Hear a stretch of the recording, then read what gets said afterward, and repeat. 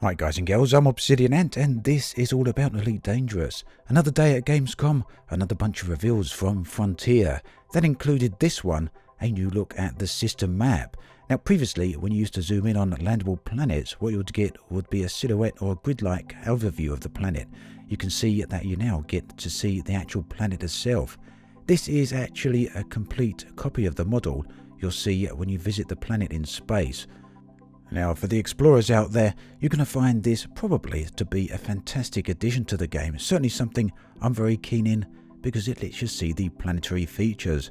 Now, what I'd love to do is go down to the planet and look for particular chasms there, look for particular mountains, and this is going to help me immensely. It's going to make the job that much better to find these sort of things. Sometimes when I'm out there in the depths of space and I do a quick scan of a specific system, it will bring back maybe 20, 30, or sometimes as much as 90 different bodies there, and there's literally no way that you can go out there and check each one of them.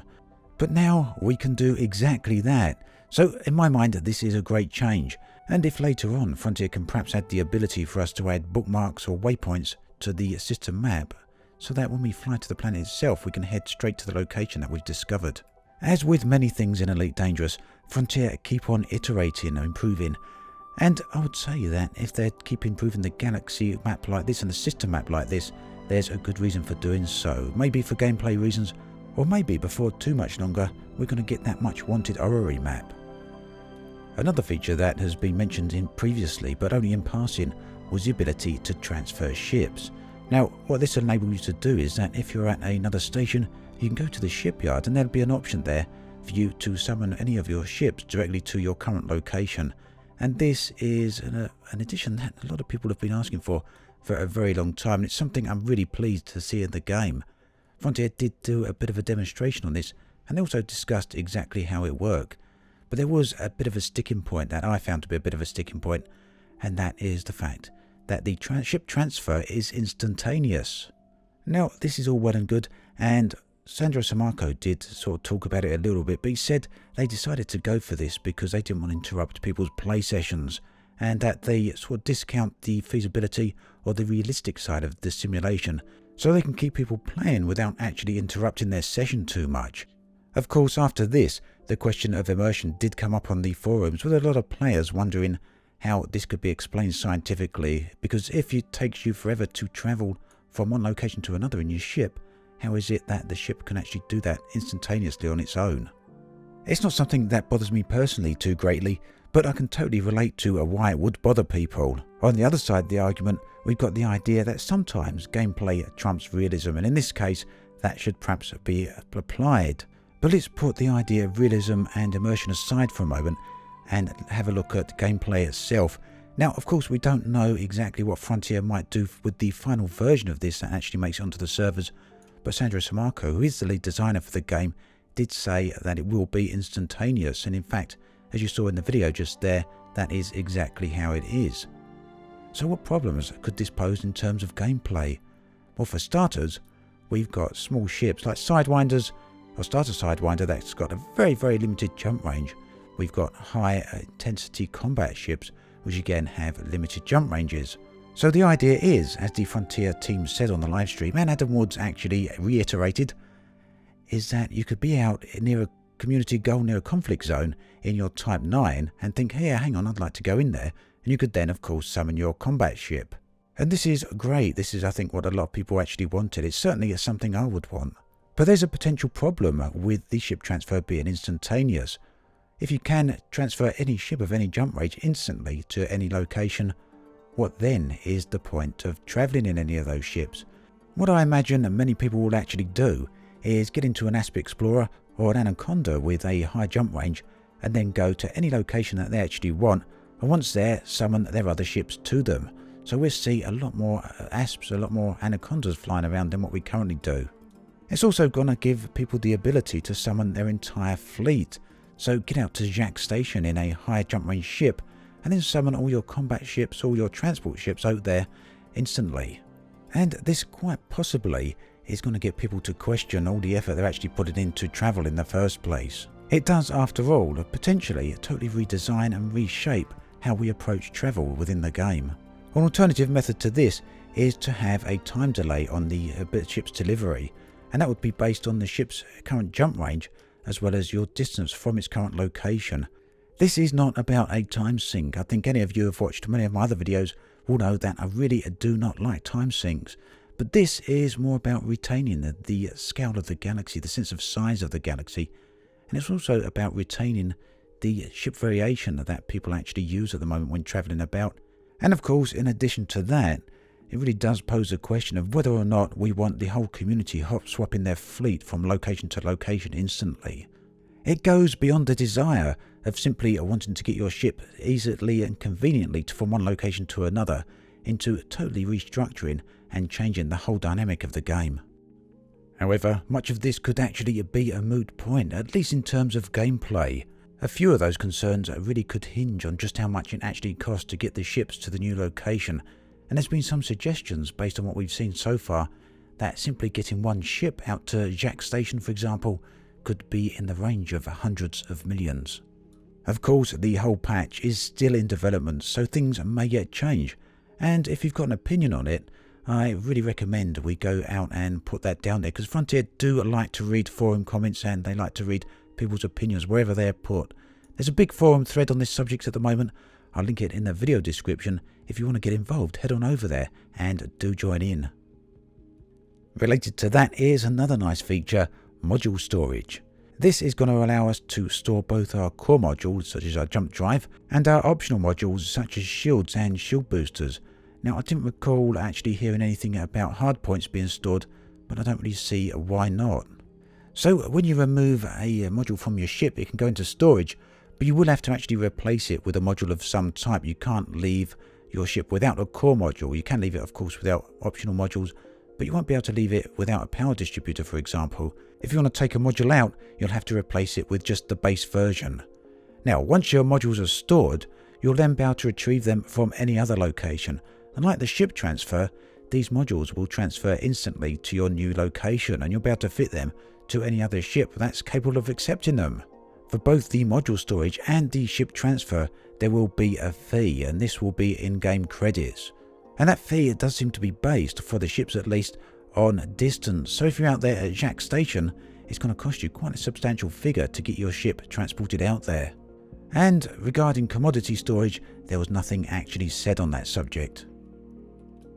Frontier did talk briefly about the new station types we're getting. This is not the new station interiors, this is the new station types, the civilian, military and shipyard type stations. And it was mentioned that they won't initially, at least, serve any function. They will have NPC traffic around them, they will have ambience around them, and to quote Frontier, they say they will be great places to visit and hang out. They may actually serve a real function in the future, but that's not something Frontier was going to talk about on this particular stream. A new bunch of images have emerged from the internet. This is from the GameStar website, and here we can see the fumaroles. Now these are little areas on the planets, active planets, that release gases of various sorts from the interior of the planet. And it's been said previously that we will be able to mine or harvest resources from these particular locations. No idea if that will be existing materials that are already in the game, or whether it be a new type of material. I haven't seen any images on geysers yet. Yes, geysers, I did get a few comments on that, but that is how we say it over here in England. And I haven't seen any images on the fissures that are going to be on planets either. Now, there hasn't been any exact confirmation on volcanism yet, but all of these seem to be leading that way. And of course, volcanism is required for planets with atmosphere, so Frontier is still slowly iterating toward that goal. Another image here is the redesign of the star types. Both white dwarfs and pulsars or neutron stars are going to actually have a different look at them. This here is basically a concept art image, or a mock-up rather, of what Frontier actually want it to look like. Now these will actually serve a useful purpose in terms of gaming. If you can fly near these big huge energy arcs coming from out of the star, or at least under them, it will give a massive energy boost to your FSD. This will charge it up and give you a huge one-shot jump performance increase. But the offshot to this is that it will damage your FSD. But fortunately, if you've got an auto repair unit, you'll probably be able to repair it anyway. Quite looking forward to seeing just how far this will enable us to boost our jumps. Frontier also revealed a whole bunch of paint jobs as well as ship kits. Some of the paint jobs are the old wireframe that we once had for the Cobra. This has now been extended to a few other ships. There's no word as to whether or not it's going to be re-released for the Cobra because that was a limited time design, but it may come back as have a few other limited time designs. Frontier also showed off the new SRV paint jobs, and you can see all of that playing on the screen right now. Tomorrow is the last day of Frontier's live streams. I believe they're going to be recapping mostly, but there should be a little bit more information, and hopefully we're going to finally get something concrete on the alien presence within the game. Before I go, however, Frontier asked me to make a video for Gamescom, and they actually showed it today on their live stream, and I'm going to show it again now for those of you that didn't get a chance to see it. The galaxy, a place of wonder, a place of mystery, a place of war and conflict, our home. From up here, it looks peaceful, doesn't it? And for those of us that have travelled to the outer rim and back again, we know that there is indeed peace to be found out there, among the stars, among the infinite variety of planets, nebula, and small worlds. These places, to all of which I have travelled, many discoveries made, locations untouched and unwitnessed by humans. These eyes have witnessed these places, and they are likely to be the only eyes that ever see them. As I leave these infinite systems behind me, the question remains unanswered as to whether they will be seen again by another human. And this is a remarkable aspect of our almost infinite galaxy. These are the rewards for those with the drive to push themselves beyond the edges of known space. Yet exploration is not the sole domain of those lost and unseen stars, for there are places much closer to home, the untouched surfaces and unwitnessed horizons of the barren worlds, and perhaps in the future worlds of a different nature. Exploration has not been my only pursuit. The realms of material possessions and wealth have a strong appeal, and here, within the centre of human inhabited space, many have chased that dream and both met in death and success. For this is the world of the cruel, the world of the mighty, the world of the powerful, be they traders, miners, or bounty hunters. Here, no stone is left unturned, no scrap left unexamined in the pursuit of the mighty credit. Here, there is much to discover and much profit to be made, as humans contend themselves solely amongst an isolated bubble, unconcerned for the greater galaxy and the unknown mysteries that remain out there. The focus remains strong upon the accumulation of credits and the construction of mighty bases, outposts and stations. Yet there are a few that sit here with their eyes and gaze focused outwards, looking at the outer galaxy, wondering what mysteries are out there.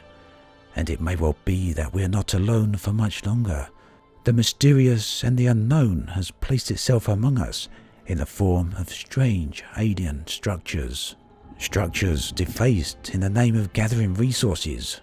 Structures studied and analysed, and many questions asked as to their origin. Yet to this, I cannot help but think that we may have answers much sooner than we expect.